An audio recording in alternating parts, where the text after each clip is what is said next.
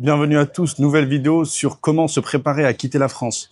Pour ceux qui me connaissent pas, je me présente DHA. Moi, ça fait 6 ans maintenant que j'ai quitté la France. Avant ça, j'ai vécu en Suisse pendant 4 ans et là, ça fait 2 ans que je suis au Vietnam. Donc là, comme d'hab, je vous fais la vidéo depuis le bord de la piscine. J'espère qu'il y aura pas trop de bruit. Je vous montre. Il n'y a pas l'air d'avoir trop de gamins. Allez, c'est parti. Donc comme d'hab, j'ai noté les points que je vais aborder sur mon téléphone. Donc là, cette vidéo, je l'ai divisée en 4 catégories. La première, je vais parler de la préparation financière. Après, je vais parler des formations à faire. Après, je vais parler de la préparation logistique. Après, je vais parler du mindset à avoir. Et enfin, la conclusion. Donc là, cette vidéo, elle est principalement destinée aux hommes ou aux femmes seuls. Donc il y a quelques points qui ne vont pas forcément s'adapter au cas où vous avez une famille. Et ça, en plus, c'est un script que j'avais préparé depuis longtemps. Mais là, vu que Macron, il a fait sa vidéo hier, bah, c'est l'occasion de sortir la vidéo. Allez, petit disclaimer avant de commencer. Là, tout ce que je vais vous dire dans cette vidéo, ça s'adresse à moi uniquement. Je n'incite personne à suivre les recommandations que je vais donner dans cette vidéo. J'ai pas envie d'être accusé de porter atteinte à l'économie de la France. Donc non, chacun fait ce qu'il veut. Là, je vous dis ce que moi j'ai fait, mais j'incite personne à faire la même chose que moi parce que il y a certains points que je vais aborder qui peuvent être un petit peu touchy, on va dire. Donc voilà, j'incite personne à faire quoi que ce soit. Chacun fait ce qu'il veut. Et donc là, tous les points que je vais aborder, donc comme je le disais, ça s'applique à moi, mais aussi tous les expatriés que j'ai rencontrés pendant mon parcours, que ce soit en Suisse, au Vietnam, Thaïlande, Japon, bref, tous les pays où je suis allé, bah, on a tous eu à peu près le même pattern. Donc c'est que ça marche. Allez, on commence avec le nerf de la guerre, l'argent. Donc préparation financière. Là, un seul mot d'ordre, économiser de l'argent. Et donc là, comment on économise de l'argent? J'ai noté sur mon téléphone, donc il faut devenir minimaliste. Donc arrêter de consommer vraiment le strict minimum. Pas de voiture, sauf si vraiment c'est indispensable.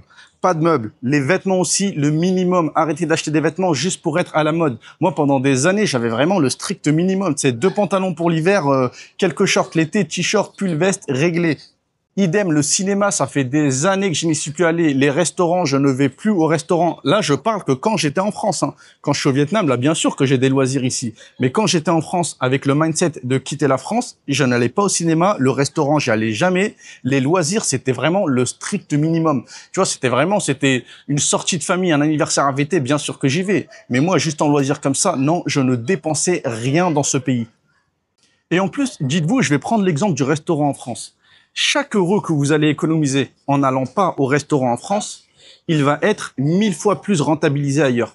En France, tu vas aller dans un resto, tu vas payer 18 euros, tu vas manger des plats surgelés, le serveur, il va te traiter comme de la merde, et voilà, tu auras claqué 18 balles. Alors que là, Vietnam, Thaïlande, ça va te coûter 3 fois moins cher, ça va être meilleur, et tu vas être traité comme un roi.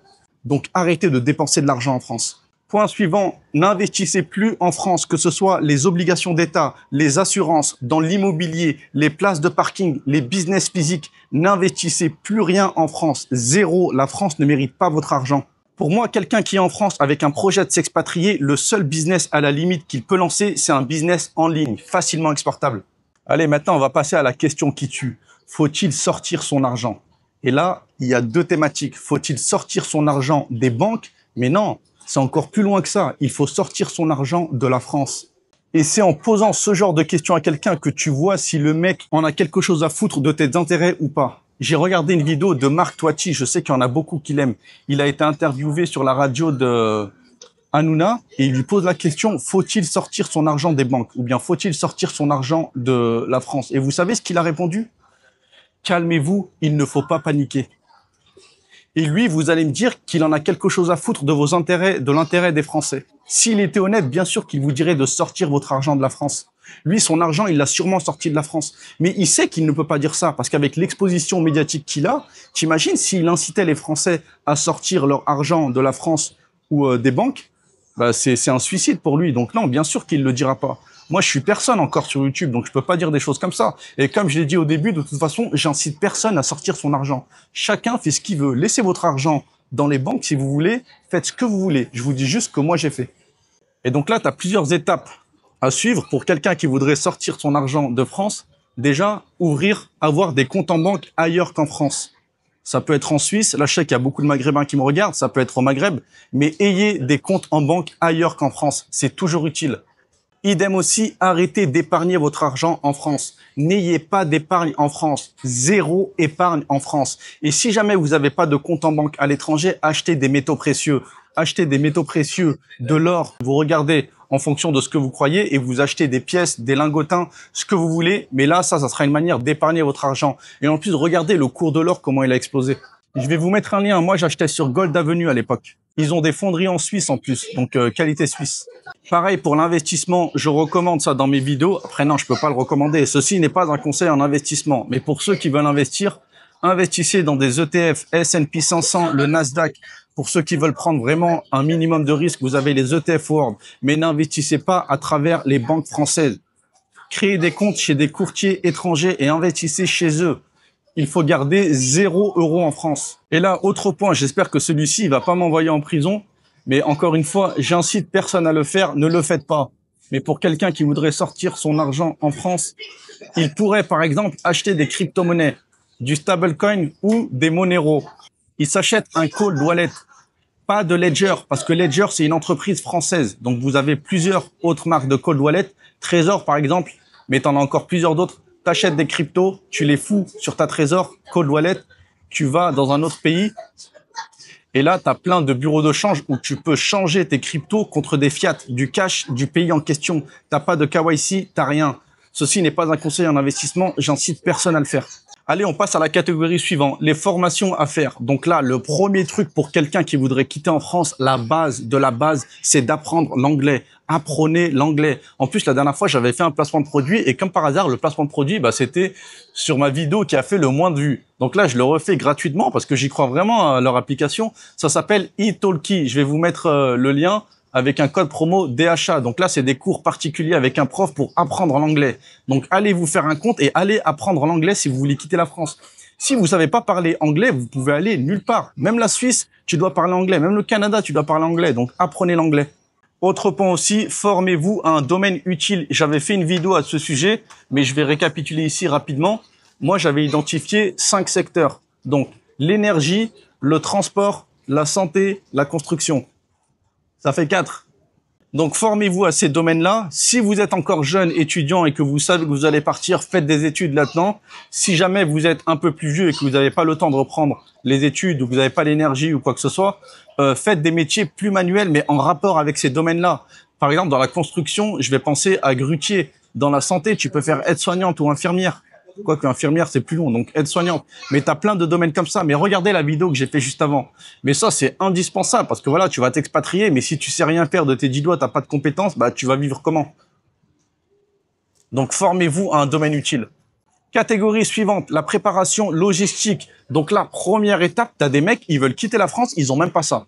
Donc pour quelqu'un qui veut quitter la France, ayez un passeport, les gars. Au minimum, faites votre demande de passeport et profitez-en aussi pour faire votre demande de permis international. Ça prend plusieurs semaines en plus. Donc au moins, ça sera fait. Après, regarde aussi les assurances maladie internationales. Pour la première année, moi, ce que je conseille, c'est Chapka. À chaque fois que j'ai voyagé dans un pays, quand j'ai fait mes PVT, je prenais tout le temps eux. Tu avais une garantie pendant 1 an et après, tu changeras d'assurance maladie. Point suivant aussi, si tu sais déjà le pays dans lequel tu veux aller, vas-y quand même quelques semaines en vacances. Si tu peux y aller pendant 1 ou 3 mois, parce qu'en général, les visas touristes, c'est 3 mois. Donc, reste-y 3 mois, aussi longtemps que tu peux. Comme ça, au moins, tu es sûr que c'est dans ce pays-là où tu veux aller. Point suivant, clôturez tous vos abonnements. Dites-vous que pendant des années, le seul prélèvement automatique qu'il y avait sur mes comptes, c'était Free. Free, la carte SIM. Et là, même là, il y a que ça. C'est que Free, la carte SIM à 2 €. Après, quand j'étais en Suisse, j'avais ma voiture pendant 1 an. Donc là, j'avais l'assurance pour ma voiture. Et c'est tout. J'avais vraiment rien d'autre. Un an et après, j'ai vendu ma voiture et même des box internet. En Suisse, j'avais pas de box internet. J'avais juste une carte SIM française et je faisais le partage de connexion. Donc les seuls prélèvements que j'avais en France, c'était pour ma carte SIM française. Et en Suisse, le seul prélèvement que j'avais, c'était pour la romande énergie pour payer l'électricité. C'est tout, rien d'autre. Le loyer, je le payais au début de chaque mois. Donc là, tous vos abonnements, que ce soit Netflix, beIN Sport, Disney Channel, la salle de sport, machin, supprimez tout, 0 abonnement. Enfin, supprimez, chacun fait ce qu'il veut. Mais moi, j'avais rien, c'est ce que j'ai fait. Point suivant, on en revient toujours au minimaliste. Là, il y a des gens qui vont dire que j'abuse. Mais je vous rappelle que ça encore, c'est dans l'optique de quelqu'un qui veut quitter la France. Tout ce que je vous dis là, je le faisais quand j'étais en France. Là, quand je suis au Vietnam, je fais plus rien de tout ça. Mais en France, j'étais minimaliste à mort. J'avais rien. Juste un matelas par terre chez moi, juste un matelas par terre. Ça, une housse pour le matelas, oreiller, couverture, rien d'autre. Et même ma cuisine, j'avais une assiette, un bol, un verre, une fourchette, un couteau, c'est tout. J'avais même pas de micro-ondes. Et si, j'avais une poêle pour cuire mes trucs. C'est tout. Je savais que j'allais partir, je ne voulais rien acheter. Pas parce que j'étais en mode rat, en mode crevard, mais je me suis dit non, il faut que je vise, il faut que je vive comme un spartiate. Comme ça me donne encore plus envie de me barrer le plus rapidement possible. Et en plus, il y a un terme qui revient souvent, c'est la zone de confort. Tu mec, t'as des gens, ils ont peur de sortir de leur zone de confort. Je vais vous dire, c'était quoi ma zone de confort en France? Pas de meuf, pas de loisirs, pas d'argent. Ma zone de confort à moi, c'était quand j'allais manger au kebab et j'allais à la chicha. Ah là, c'était ça ma zone de confort. Et t'as des mecs, aujourd'hui encore, c'est ça leur zone de confort et ils ont peur de quitter leur zone de confort. Et là, regardez, au Vietnam, ma zone de confort, c'est quoi? C'est je vis dans un bâtiment, j'ai la piscine, j'ai la salle de sport, je bouffe au resto, je rencontre du monde. C'est ça une zone de confort, c'est pas ce que j'avais en France.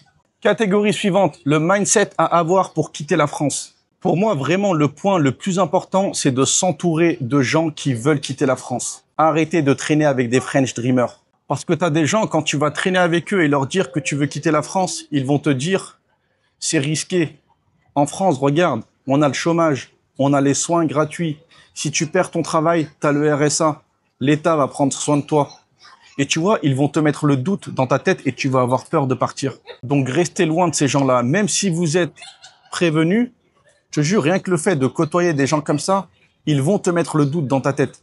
Et tout le temps, tu vas dire, ah, ils ont peut-être raison. Si je pars, je vais peut-être me retrouver à la rue. Au moins, en France, j'ai le RSA et la CMU. Et en fait, non, faut pas que tu commences à raisonner comme ça. Ça, c'est la pire mentalité à avoir pour quitter la France. Donc, entourez-vous de personnes qui veulent quitter la France. Donc, pour ça, rejoignez le groupe Discord des expatriés et des gens qui veulent s'expatrier. Tous le même mindset, tous dans la même direction. On veut quitter la France. Enfin, moi, j'ai déjà quitté la France. T'en as, ils ont déjà quitté la France et les autres veulent quitter la France. Donc là, vous n'allez pas entendre des mecs qui vont vous dire « Ouais, mais la France, c'est bien. T'as la sécurité sociale, t'as la retraite, t'as le RSA et t'as la CMU. » On s'en fout de ça. On veut juste quitter la France. Point suivant, fixez-vous une deadline. Je suis pas en train de vous dire vous fixez une deadline précise. Le 10 octobre 2025, je dois partir. Non, mais fixez-vous des deadlines de quelques mois. Genre, fin 2025, je dois avoir quitté la France. Tu vois, juste ça serait une petite motivation psychologique en plus. Enfin, les deux derniers points les plus importants, arrêtez de vous soucier des problèmes sociétaux en France. Ça ne doit plus vous concerner. Dans votre tête, vous devez vraiment commencer à raisonner comme si vous n'étiez plus français, vous ne vivez plus en France, vous ne devriez plus rien en avoir à foutre des problèmes sociétaux en France. Ce n'est plus votre problème. Laissez-les galérer, laissez-les s'entretuer entre eux. Vous allez partir de toute façon, ça ne vous concerne plus. Et enfin, le point le plus important, acceptez que le pays soit foutu et irrécupérable. Rester en France, c'est mourir. Je sais qu'il y a encore dans la tête de beaucoup de gens, ils se disent non, la France, too big to fail. C'est un pays, il est trop vieux, il est trop ancien, il est trop en place pour s'effondrer. Mais enlevez-vous de ça de la tête. Regardez, l'Empire romain, il s'est effondré. Regardez, les Aztèques, les Incas, ils sont effondrés. Toute civilisation, elle va s'effondrer un jour ou l'autre. Et là, la France, on est en plein dedans. Donc, mettez-vous ça en tête, acceptez l'idée, même si je sais que ça peut être difficile pour certains de l'admettre, mais la France, c'est fini. Les 2000 ans d'histoire de France, c'est bon, c'est fini, acceptez-le. La France est morte et irrécupérable. Donc, allez-vous-en ou restez en France et mourrez avec les autres. Allez, on passe à la conclusion. De toutes les personnes qui me contactent et qui veulent quitter la France, de ce que j'ai remarqué, t'en as beaucoup. En fait, ils se pensent immortels. Ils te disent des trucs du genre, ouais, ma vie n'a pas encore commencé. Ouais, un jour, je partirai. Ouais, ça arrivera. Et tu vois, le mec, chaque année, il se dit ça. Les années passent. Et voilà. Un jour, il va se réveiller, il aura 65 ans, et il va se dire, putain, mais en fait, c'était ça, ma vie. Et tous les ans, le mec se dit non, ma vie n'a pas encore commencé, ça n'a pas encore commencé. Et tu sais, il attend un miracle. Il attend que quelqu'un vienne, le prenne par la main, lui donne du travail, lui trouve un logement. Ouais, tiens, c'est bon, pars en France, je te donne tout, t'as juste à partir. Mais non, les gars, là, c'est votre vie, c'est votre vie que vous êtes en train de vivre. Et là, t'as combien de mecs aussi, ils ont 60 ans et ils se disent, putain, je donnerais tout pour retourner à 20 ans, 30 ans et quitter la France. Et là, ces mecs-là, qui ont déjà la soixantaine, eux, je te jure que même si là, je leur dis, je te redonne ta vingtaine, ta trentaine, mais t'as rien, zéro sur le compte, t'as pas de compétences, t'as rien, je te jure qu'il partira. Il dit, c'est pas grave, je pars. Tant que j'ai la santé, j'y vais. Et là, t'as plein de mecs, voilà, ils sont comme ça. Ils ont la santé, ils ont la trentaine, ils sont tout seuls et ils ont peur de partir. Et quand ils seront à la retraite, enfin, ils auront même pas de retraite, mais quand ils seront vieux, ils seront malades, ils pourront plus se déplacer, des trucs comme ça, bah là, ils se diront, putain, j'aurais dû partir quand j'avais 30 ans. Donc, arrêtez de tout reporter. Là, c'est votre vie que vous êtes en train de vivre et vous n'êtes pas immortel. Les années passent super vite, donc partez le plus tôt possible. Et encore une fois, arrêtez de croire que c'est un truc de fou de partir. Il n'y a rien de risqué, il n'y a rien de dangereux, surtout quand tu es un mec seul. Où est le risque de partir tout seul? Tu vois, tu vas tenter, Canada, Australie, Suisse, je sais pas, tu vas dans n'importe quel pays avec un petit, tu fais des petites économies en France, entre 3 et 5 000 euros, ça suffit, et tu y vas. Où est le risque? Est-ce que c'est un risque de mort? Non, il n'y a pas de risque de mort. Si jamais tu te plantes, tu rentres en France, tu retravailles, tu te reformes, tu rééconomises et tu réessayes. Mais arrêtez de croire que c'est un truc de fou de partir. Il n'y a rien de risqué à partir. Pour ceux qui ont une famille et des enfants, dites-vous aussi que si vous partez, vous pouvez briser la malédiction. Je vais vous donner l'exemple des migrants. Tous les migrants qui viennent en Europe, vous les méprisez. Enfin, vous, pas vous personnellement, mais tu as des gens qui les méprisent. Mais ces mecs-là, potentiellement, c'est eux qui vont changer la destinée de toute leur descendance. Ils y vont tout seuls, ils ont femmes et enfants dans leur pays. Je suis pas en train de parler des migrants de la guillotière qui foutent la merde, hein. Je parle des réfugiés qui viennent vraiment bosser. Et regardez d'ailleurs, même ces réfugiés qui viennent de Syrie, d'Érythrée, je sais pas où, même eux, ils veulent même pas rester en France. Tellement ils ont compris que c'est un pays de merde, ils veulent tous aller au Royaume-Uni. Donc là, si c'est vous qui partez, vous pouvez briser la malédiction. C'est vous qui allez changer la vie de toute votre descendance. Là, vos petits-enfants, quand ils seront en Australie multimillionnaires, ils se diront « Ah, si je suis là, c'est grâce à DHA qui a pris la décision de partir et de fuir ce pays du tiers-monde pour offrir une vie meilleure à toute sa descendance. » Regardez l'époque, au début du XXe siècle, tous les migrants européens qui sont allés aux États-Unis là et qui sont enregistrés dans les registres, on se rappelle que d'eux. C'est eux qui ont pris le risque, c'est eux qui sont partis, qui ont changé la vie de toute leur descendance. Mais avant eux, personne ne se rappelle de personne. Donc, quittez, vous pouvez potentiellement changer la vie de toute votre descendance. Et en plus, tu as eu toute cette vague d'immigration européenne vers les États-Unis. Tu as tous les réfugiés d'Afrique, de Syrie, machin, qui bougent aussi. À l'époque aussi, là, je suis au Vietnam, tu avais énormément de réfugiés vietnamiens qui sont partis aux États-Unis et en Europe. Et regardez, ils s'en sont tous bien sortis. Là, les Vietnamiens qui sont allés en Europe, aux États-Unis, ils parlaient même pas la langue, ils avaient même pas de compétences. Ils sont tous allés là-bas, ils ont ouvert des restaurants et maintenant vous allez bouffer dans leur buffet à volonté. Eux, ils sont millionnaires et vous, vous êtes là encore en train de chialer encore. Et en plus, vraiment, en tant que Français, vous avez aucune excuse. Vous avez le passeport français, il a encore de la valeur. Vous pouvez aller pratiquement où vous voulez dans le monde. T'as plein de pays, tu peux aller en touriste, t'as même pas besoin de payer pour avoir le visa touriste. T'as l'école gratuite en France. Donc, qu'est-ce que t'attends? T'as un passeport gratuit, t'as la formation gratuite. En plus, avec les comptes CPF en entreprise, machin, tu peux te former dans ce que tu veux. Et même si les salaires en France, ils sont pourris, ils restent largement meilleurs que la plupart des pays dans le monde. Donc, même avec un salaire pourri en France à 1 700 €, si tu vis en mode minimaliste, en un an, peut-être tu peux économiser, je sais pas, 10 000 €. Et 10 000 €, ça suffit largement pour commencer une expatriation ailleurs. Donc, allez, on va résumer toutes les étapes pour partir. C'est des étapes. En plus, ce qui est bien, c'est que vous pouvez les faire en parallèle. Donc, en premier, arrêtez de consommer. Devenez minimaliste. Séparez-vous de tous vos biens matériels. Ensuite, formez-vous. Je répète les secteurs. Le transport, l'énergie, la santé, la construction. Autre point aussi, sortez votre argent de France. Ne laissez rien en France. En plus, avec la guerre en Ukraine, Macron, il va vous ponctionner votre épargne en France. Donc, sortez tout. Si vous voulez pas investir ou si vous savez pas dans quoi investir ou si vous n'avez pas de compte bancaire à l'étranger, achetez des métaux précieux à l'ancienne. Pièces d'or, pièces d'argent, tu les fous sous ton matelas ou dans un trou dans le jardin. Et enfin, le point le plus important, entourez-vous de personnes qui ont le même état d'esprit que vous, qui veulent quitter la France. Arrêtez de rester avec des boulets de French Dreamers qui ne veulent pas que vous quittiez la France. Entourez-vous de personnes qui veulent quitter la France. Rejoignez le Discord, il n'y a que ça. Et dites-vous surtout que les années passent. Un jour, vous allez vieillir. Un jour, vous allez mourir. Et là, la vie que vous avez maintenant, c'est la vie que vous allez sûrement avoir toute votre vie. Donc, changez maintenant. Plus c'est tôt, plus ça sera facile. Plus t'attends, plus c'est compliqué. Plus t'attends, plus tu vas vieillir, moins tu auras d'énergie, plus tu seras fatigué, tu auras une femme, des enfants, ça sera 1000 fois plus compliqué. Donc partez, quittez la France le plus tôt possible, je vous en conjure. Enfin non, je vous conjure de rien du tout. Cette vidéo n'est pas un conseil en investissement, j'incite personne à faire rien du tout, faites ce que vous voulez. Donc voilà, c'est la fin de la vidéo. J'ai lancé un nouveau concept. Maintenant, regardez sur ma chaîne YouTube, dans la section post, je vais faire un sondage sur les. À chaque fois, je vais vous proposer 3 idées de vidéos et vous allez voter pour me dire quelle vidéo vous voulez que je fasse après. Donc voilà, allez regarder dans la section post et votez pour la vidéo que vous préférez. Merci d'avoir regardé la vidéo. À bientôt.